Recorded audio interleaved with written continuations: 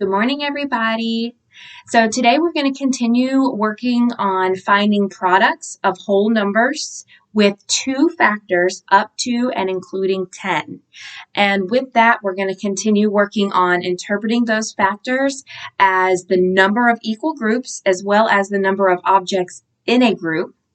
And we're also going to play a game today that helps us to illustrate and explain our strategies that we're using.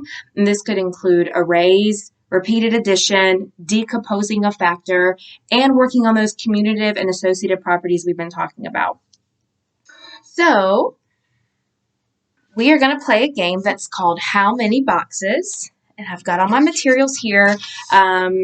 You should have all of these materials in your Google Classroom since we're all learning from a virtual standpoint as of right now.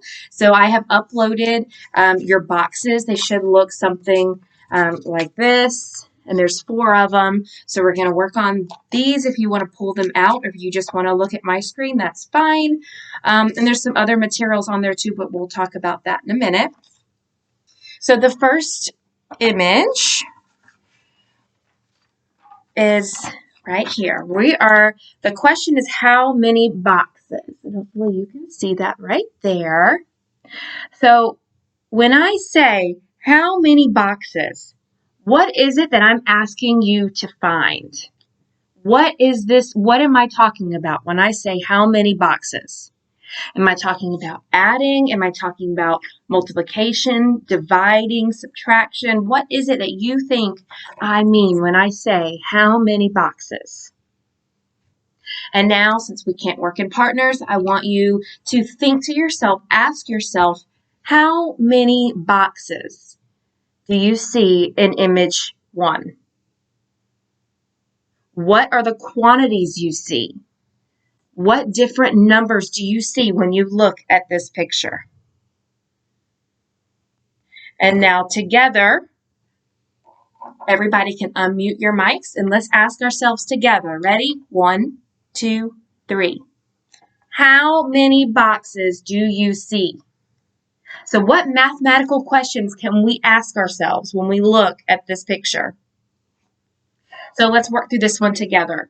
We are going to find 2 different strategies to find out and answer our question, how many boxes? So when I look at this picture, I see a 2 up here, and then I see a 1, 2, 3, 4, 5 on the side. So I see 2 and I see 5. I also see 10 as a whole, which would be how many boxes I have in total. So to find that, if you look at this picture, we talked about arrays. This could be representing an array of 2 by 5.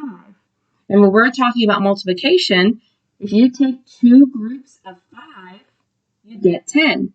You could skip count by 2s, 2, 4, 6, 8, 10.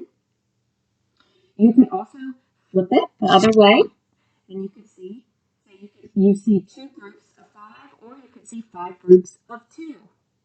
Either way you look at it, you're going to get 10 boxes. All right, so take a look at image number 2, or image B, I should say. Right here. How many boxes?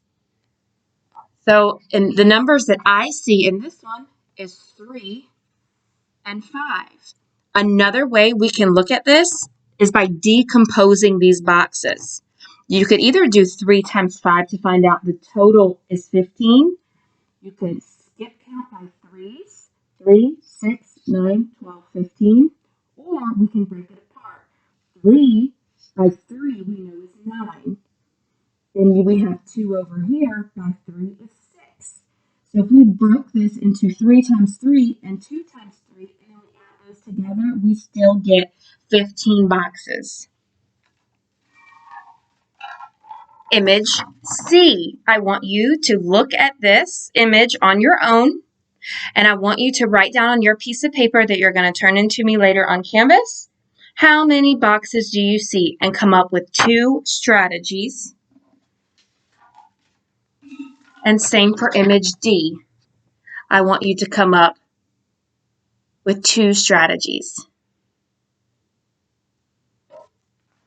All right, and after you finish that, I have an activity that we're going to work on, which is skip counting goofs. So you should have this in your Google Classroom as well.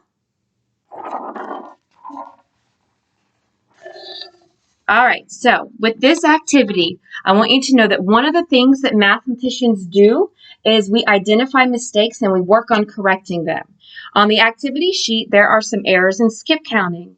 You need to work with your classmates or by yourself. It's up to you if you want to get into your group or not on Zoom. And you're going to identify the errors in skip counting and you're going to correct the errors. There are some materials I gave you in your Google Classroom to use. There are these number cards that you can cut out to help you.